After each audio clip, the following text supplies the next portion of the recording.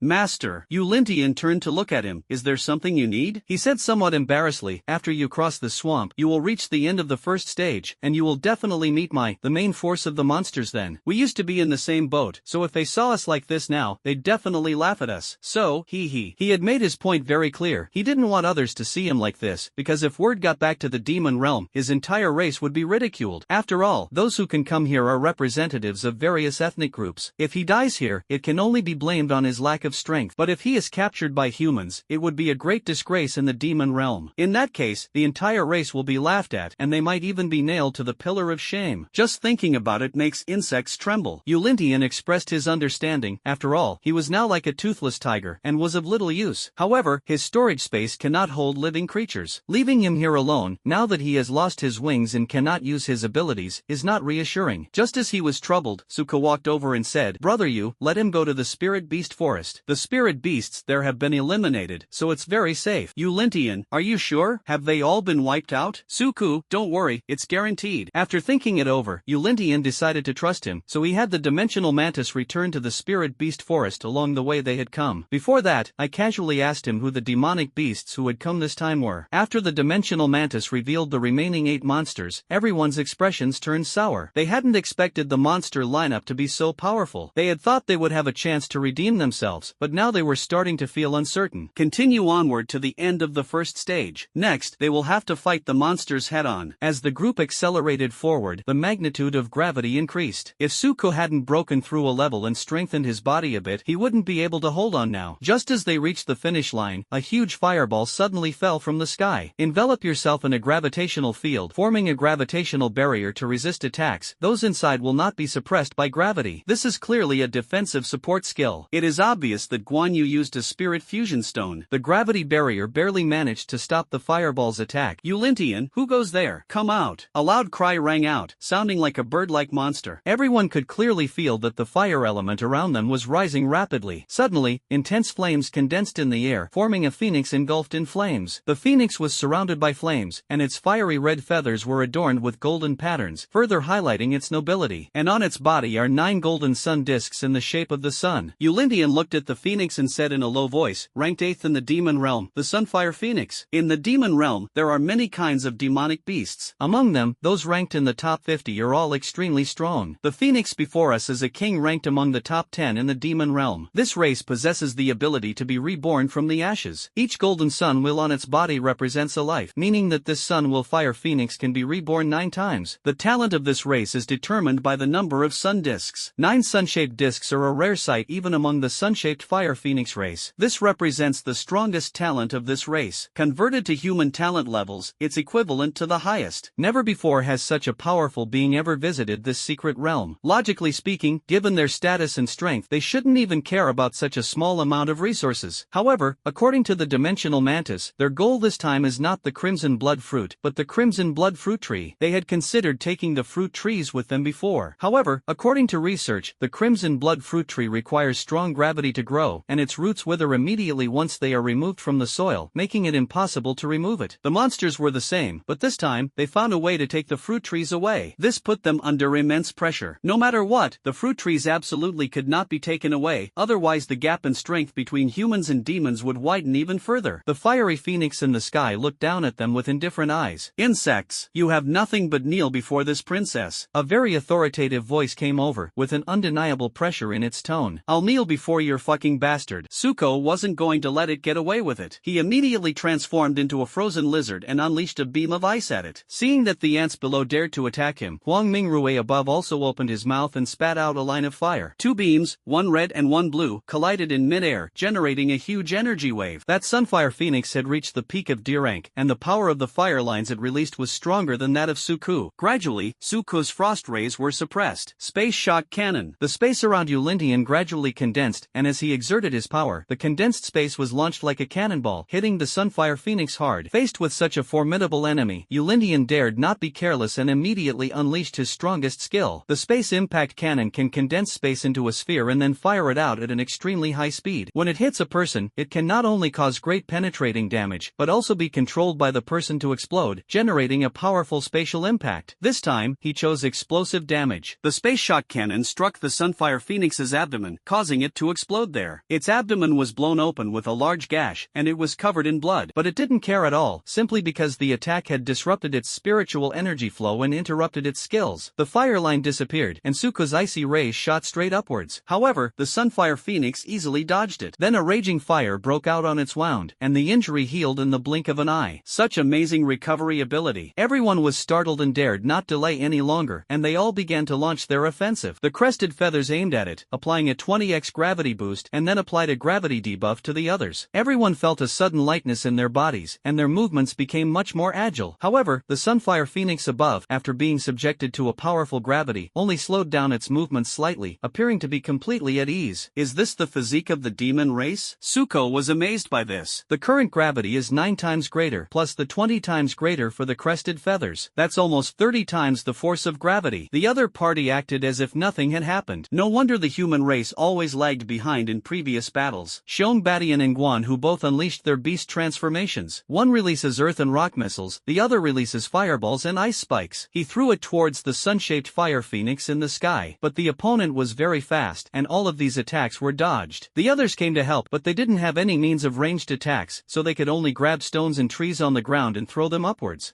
These attacks have no chance of harming it. Seemingly annoyed by these mosquito-like attacks, the sun wheel on the Sunfire Phoenix began to shimmer with golden light. Immediately afterwards, a loud phoenix cry rang out. Hold head high. From the 9 sun discs on its body, 9 phoenixes, smaller than itself, flew out. These phoenixes are made of pure fire element, and the flames burning on their bodies seem capable of incinerating everything. At its command, all the little phoenixes charged towards the crowd. Suko unleashed a blast of icy rays, freezing one of the little phoenixes, but the other 8 phoenixes had already rushed over. Yulindian raised his hand and released 5 spatial slashes, which struck the 5 little phoenixes. This is the limit of the quantity he can currently release. However, these spatial slashes only made the little phoenixes' bodies slightly dimmer and more transparent. They did not cause them much damage. Moreover, the little phoenix that had just been frozen had now thawed and charged forward again with great momentum. These little phoenixes are extremely powerful and should not be underestimated. Just now, someone tried to confront the little phoenix head-on, but as soon as they made contact, they were engulfed by powerful flames. Initially, his psionic armor provided some protection, but as the little phoenix launched a suicidal attack, the armor's defenses were quickly breached, and he was eventually burned to ashes by the raging flames. Gravity barrier. Upon seeing this, Wanyu immediately released a barrier, temporarily protecting the others within it. Suko then took the opportunity to switch to his fire human form, randomly selected a small phoenix, and grabbed it tightly. Sensing the rich fire element within the little phoenix in his hand, Suko didn't hesitate.